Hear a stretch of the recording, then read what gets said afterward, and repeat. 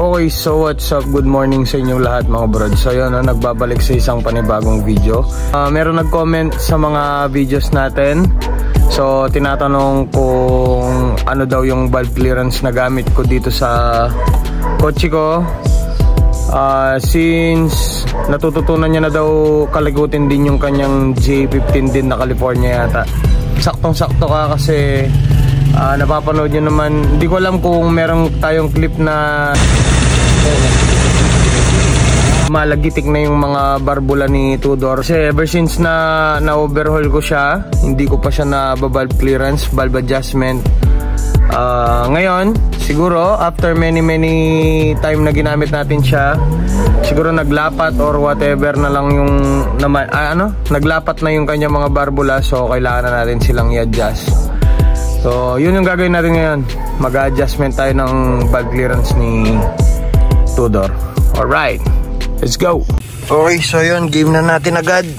So yun, dito na tayo agad sa engine ni Tudor. So syempre, in order to access yung kanyang mga valve clearance, hindi ko na iti-testing ngayon yan kasi hindi rin naman natin makikita agad-agad yung mga lumalagitik. So pag mainit pa lang dun mararamdaman agad yun. So bubuksan ko to, tapos papakita ko sa inyo yung kanyang mga rocker arm. Alright, let's go. Isang tip nga pala para mas accurate yung pag-tune-up nyo sa mga kotse nyo. Actually correct na natin yung term na tune-up. Hindi po tune-up yung tawag doon. Valve adjustment po yung tawag doon sa ginagawa natin na ginaganon-ganon ng manipis na bakal. So yun, no? Ang best way para mag valve adjustment ng kotse is every morning po. Sabagay meron naman yung mga clearance na indicated sa mga manual nila kung anong clearance yung pang mainit at anong clearance yung pang malamig.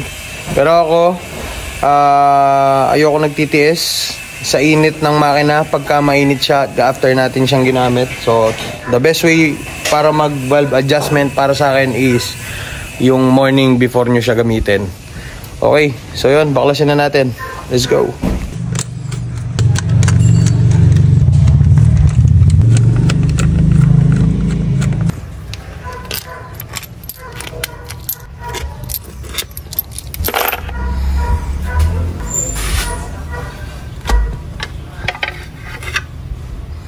Wow! Let's go! Okay guys, so yun, ito na nga pala yung ating mga rocker arm. So, ito yung mga ina-adjust guys. Yung clearance ng tappet tsaka ng barbula. So yun, paulit-ulit naman yan. I-adjust natin sila. Kung tingnan natin. Grabe yung dumi na to. Nag-oxidize kasi to nung nakastock siya doon. So parang kailan lang nung nandun sa engine stand tong ating makina ngayon, binibigay niya na yung purpose niya. Alright, let's go. Okay guys, so yun, no? Natanggal ko na yung kanyang valve cover. Tapos nalinisan ko na rin yung mga pandikit na nilagay natin. So konti lang naman yun. So yun yung kagandahan pagka palaging malinis. So madaling maglinis ng mga pandikit. So maintenance is the key talaga. So yun guys, na ito nga pala yung tinatawag na, sorry guys medyo maingay ito yung tinatawag na filler gauge or thickness gauge. So commonly mistaken, yung minsan nag-exam kami yung nakalagay dito filler gauge daw, P-I-L-L-E-R. So ang correct pronunciation dito is filler, F-E-E-L-E-R, hindi filler. So yun, no? Valve adjustment tayo ngayon. Hindi pala, before tayo mag valve adjustment, since bagong overhaul tong ating engine, gusto ko lang siyang i-retorque. Gusto kong i-retorque yung kanyang mga head bolt para ma-make sure na wala naman nag-adjust, since naka-experience tayo ng mga overheating nung minsang araw. Mas maganda na i-retorque natin sila ng maayos ngayon. Ewan ko kung bakit, pero sa mga nakakatandang mekaniko, Yun ang habilin. Pag daw nag-overheat, i-retort. Kung walang bumubula, i-retort daw. Mas maganda kasi uminit daw yung mga shit yata. Basta yun, i-retort na lang natin. Let's go. Okay guys, so yun no. Dali lang naman to. Yun no.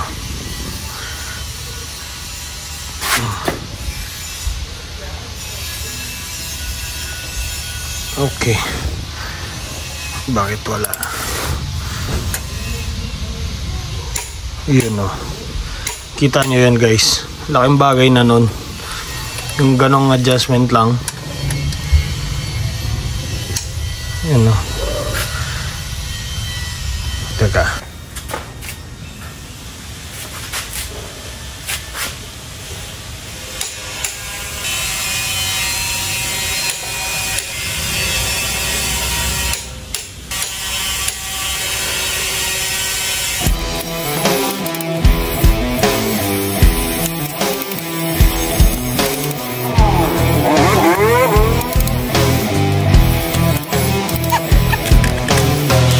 Okay guys, bali by that, pwede na tayong mag-valve adjustment ngayon.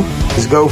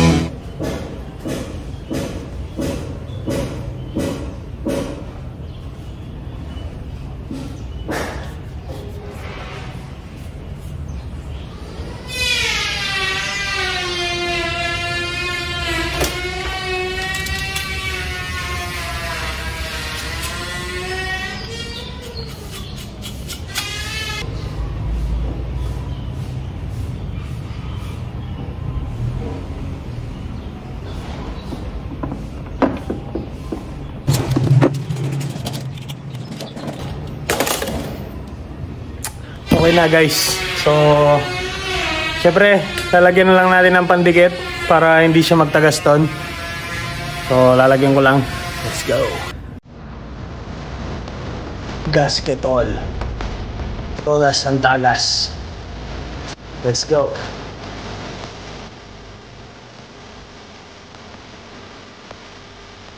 Okay guys, so yun, tapos na po na natin siya lagyan ng pandikit. So saktong-sakto lang dapat para hindi siya maging madumi doon. So tuloy lang. Pupunas lang ako kamay. Salpak na natin doon. Let's go! Okay guys, so yan no. Bali ito na nga pala yung dinikitan natin ng pandikit. So itatapal na natin dito. Pupunasan ko lang sandali. Ay.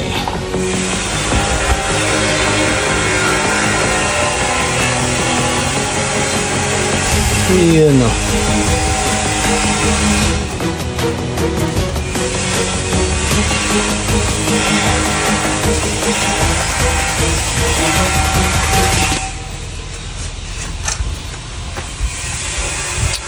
Alright, so ipatong na natin. Let's go.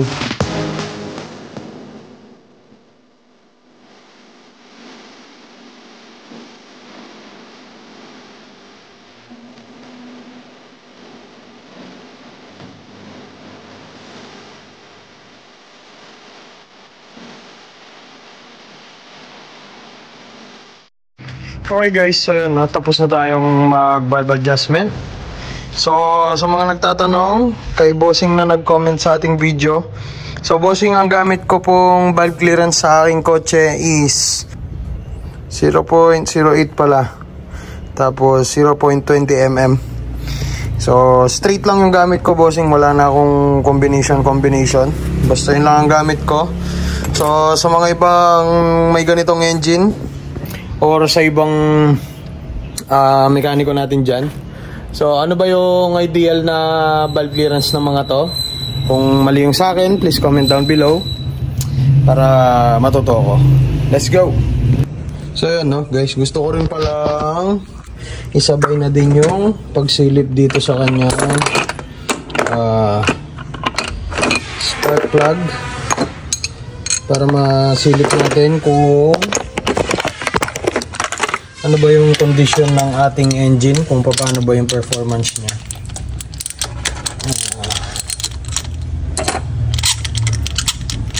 So wala po tong cut. Kung ano makikita natin dito, yun ang reading niya.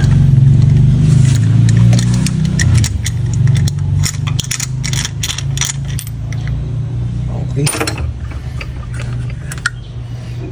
Yun o.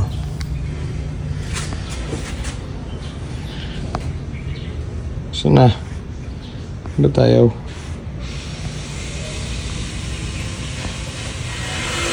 Ba ayun. So yun no. Medyo okay naman. Hindi na natin titignan yan. Kabisado naman natin yung makina natin. So yun no. Sharing lang. Okay guys, syempre papaandar na natin siya. Okay. So okay.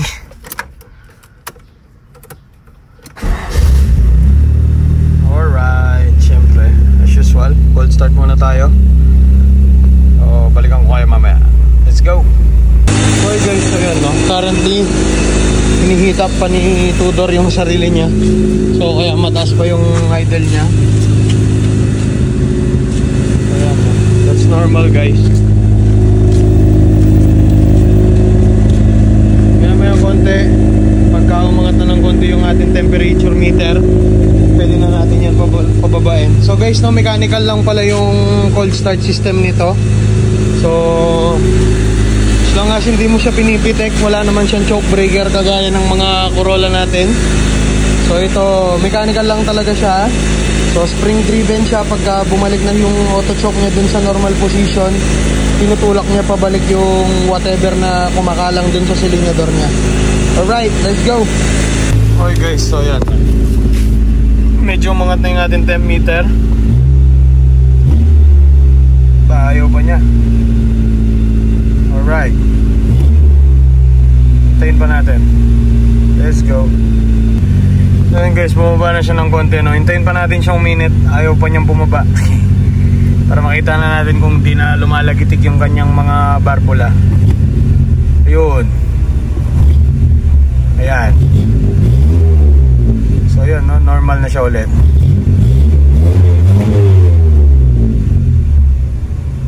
Okay.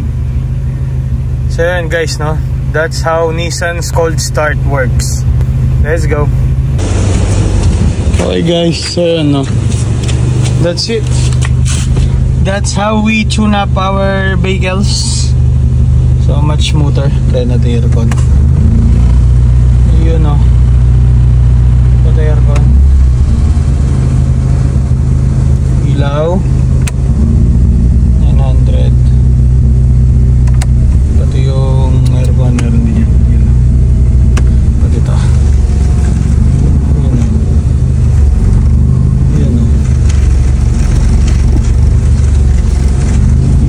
Dinig nyo ba?